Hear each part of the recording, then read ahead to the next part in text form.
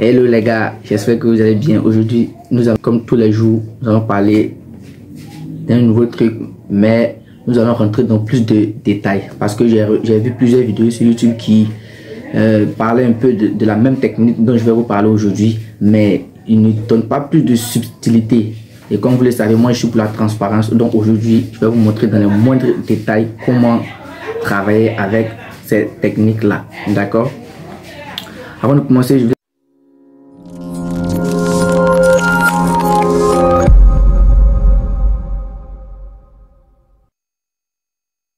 plusieurs jeunes veulent se lancer dans l'entrepreneuriat, voilà, mais nombreux d'entre eux aussi veulent commencer avec de grosses entreprises, ce qui n'est pas impossible mais pas facile à réaliser, d'accord? Plusieurs personnes ignorent qu'ils peuvent même rester chez eux à la maison, travailler et gagner de l'argent. Oui, je pèse mes mots. Rester à la maison avec juste son ordinateur ou bien son téléphone, son smartphone, avec une connexion internet, ils peuvent gagner plus de 300 000 francs par mois. Oui, je pèse mes mots, 300 000 francs par mois. C'est possible, c'est réalisable les gars. Aujourd'hui, je vais vous montrer la technique ultime.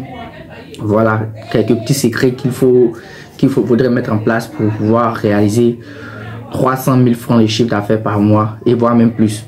D'accord?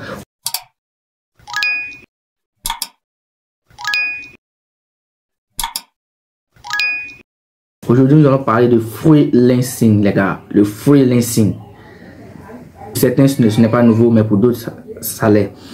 Mais qu'est-ce que le freelancing? Le freelancing est une activité qui se réalise par un individu étant chez lui à la maison. Un individu qui propose des services sur des sites, sur des plateformes, sur Internet. Est-ce que vous voyez? Le freelancer, c'est qui? Le freelancer, c'est un travailleur indépendant qui s'occupe de gérer seul son activité. C'est-à-dire, il travaille seul. Il a ses propres compétences, ses propres astuces qu'il voudrait mettre au service de la population moyennant quelque chose. Voilà. Le freelancer n'a ni employé, il est son propre patron en fait. Voilà. D'accord. Mais vous devez savoir aussi que travailler en freelance, il y a des avantages et des inconvénients. Comme dans toute chose d'ailleurs. Il y a des avantages et des inconvénients dans le freelancing. D'accord. Comme avantage, vous pouvez l'imaginer, c'est la liberté financière, l'autonomie financière. Voilà, c'est l'avantage, la meilleure avantage avec le freelancing. D'accord. Concernant les inconvénients, d'accord, un freelancer d'abord il doit être organisé. Si vous n'êtes pas organisé, vous ne pouvez pas exercer dans le freelancing, les gars. Voilà, si vous n'êtes pas organisé, vous ne pouvez pas exercer dans le freelancing. Pour pouvoir exercer dans le freelancing, il faudrait une meilleure organisation de soi-même. Parce que vous pouvez avoir des travaux, je dirais, plusieurs gombos, comme on le dit en Côte d'Ivoire. Pour ceux qui sont en Côte d'Ivoire, les gombos, plusieurs travaux de plusieurs personnes à la fois. Donc, si vous n'êtes pas organisé, si vous n'êtes pas, je dirais, disposé, vous raterez certainement plusieurs travaux et perdre de l'argent. D'accord? J'ai beaucoup parlé de freelancing maintenant. Quelles sont les activités qu'on peut exercer en freelancing? C'est-à-dire, un freelancer, quelles sont les capacités qu'il doit avoir pour pouvoir exercer dans le freelancing? D'accord? Les capacités qu'il doit avoir, vous devez savoir que le freelancer n'a pas besoin de diplôme. Il a besoin de compétences dans des domaines bien précis. Et ces domaines-là, ça peut être la consultation, l'assistance virtuelle, la photographie, le community management, le graphisme, le développement web, la rédaction web, voilà. Dans la traduction, voilà, il y a des sites sur lesquels des personnes, des entreprises vont sur ces sites-là pour chercher des personnes qui pourront traduire leurs documents dans des langues, voilà, différentes. D'accord? Donc, vous pouvez exercer ce métier-là en freelancing et gagner de l'argent. Et je vous montrerai des sites sur lesquels vous pourrez aller pour pouvoir avoir ces personnes qui ont besoin de services. D'accord? Pour devenir freelancer, vous devez savoir que on ne se lève pas du jour au lendemain et on devient freelancer. D'accord? Il faudrait franchir des étapes. Et ces étapes-là, je vais vous les énumérer tout à l'heure. D'accord? En un, vous devez identifier d'abord son expertise, c'est-à-dire choisir son expertise.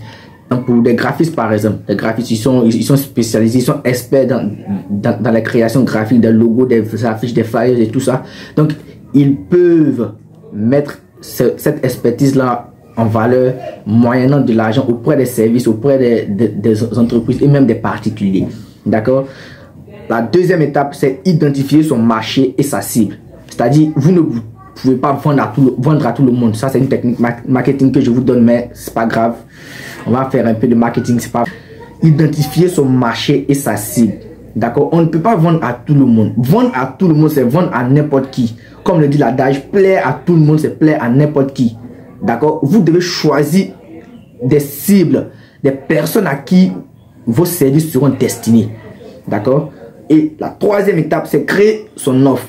C'est-à-dire, moi, je prends un exemple. Je suis expert en graphiste. J'ai choisi ma niche, ma cible étant des personnes, non, des entreprises. Voilà, des entreprises exerçant dans le domaine du digital, par exemple. Voilà, créer mon offre. C'est-à-dire, je vais proposer des services qui vont de pair avec les objectifs de ces entreprises-là. Est-ce que vous voyez? Après cela, nous allons définir le prix de ces services. C'est-à-dire, il faut définir le prix de ces services au préalable. On ne se lève pas, on crée un logo par exemple et on propose à une entreprise et cette entreprise veut acheter ce logo-là. C'est maintenant nous allons prendre le temps de, comment dirais-je, évaluer, pouvoir savoir à combien on va vendre ce logo-là ou bien à combien on va vendre cette affiche-là. Ce n'est pas normal. Vous devez définir votre prix au préalable. Un bon freelancer doit définir les prix de ses produits au préalable, de ses produits, de ses offres, de ses services au préalable. D'accord? Et la dernière étape que je vais vous donner, c'est se rendre visible. Voilà. Si vous n'êtes pas visible, vous ne pourrez pas vendre. Si vous n'êtes pas visible, vous ne pouvez pas vendre. Et croyez-moi, lorsque je vous dis que si vous n'êtes pas visible, vous ne pouvez pas vendre. Quand je parle de visible, que ce soit, c'est-à-dire si vous décidez de vendre vos services en ligne, vous devez être visible en ligne. D'accord? Vous devez être visible en ligne. Une entreprise de renommée ne pourra pas confier ses travaux à quelqu'un qui n'est pas visible, à quelqu'un qui n'a pas de crédibilité. Est-ce que vous voyez? D'accord? Maintenant, nous allons passer aux plateformes sur lesquelles on pourrait vendre ces services. Des plateformes sur lesquelles on pourrait faire du freelancing. D'accord? Mais avant, je vous répète, tout le monde peut être freelancer. Oui. Tout le monde peut être freelancer. Il suffit d'avoir des compétences dans un ou des domaines précis. Des compétences que vous allez vendre dans un ou des domaines précis. D'accord? Donc, les plateformes maintenant sur lesquelles le freelancer peut vendre ses services. D'accord?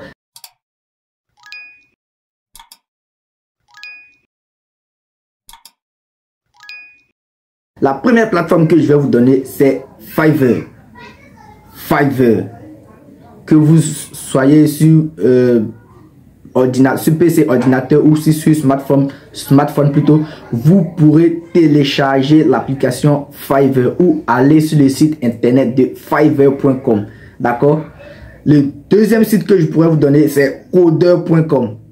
Coder.com est un site aussi sur lequel un freelancer peut proposer des offres à des particuliers ou à des entreprises. D'accord? La troisième plateforme, c'est Textmaster. Textmaster est plus spécialisé dans la traduction de documents. Est-ce que vous voyez? Dans la conversion de documents aussi. L'entreprise peut vous donner des tonnes de documents en Word que vous convertir en PDF. D'accord? Comme vous pouvez avoir des entreprises aussi qui ont des tonnes de documents en français et que vous devez traduire en anglais moyennant de l'argent, bien sûr. D'accord? Après, nous avons graphiste.com. Comme son nom l'indique, vous pouvez vendre des services dans le domaine du graphisme, de l'infographie. La dernière plateforme que je vais vous montrer, c'est Design Crowd. Design Crowd, c'est un site aussi sur lequel vous pouvez vendre n'importe quel service, que ce soit dans l'infographie, dans le community management, dans le graphisme, dans la traduction, dans la rédaction web. Vous pouvez vendre n'importe quel service sur ces plateformes-là. La liste n'est pas exhaustive. Il y a bien d'autres plateformes sur lesquelles vous pouvez vendre vos services. J'ai énuméré 5 plateformes-là pour vous montrer un peu, pour vous donner un peu une idée de la chose. D'accord? Dans la prochaine vidéo, nous allons vous montrer comment placer ces services, ces offres et services sur ces plateformes-là. Comment créer un compte et placer ces offres et services sur chacune de ces plateformes. D'accord? Si vous avez aimé la vidéo, n'hésitez pas à liker, à vous abonner et à activer la cloche de notification pour ne rater aucune des prochaines vidéos. D'ici là, peace out.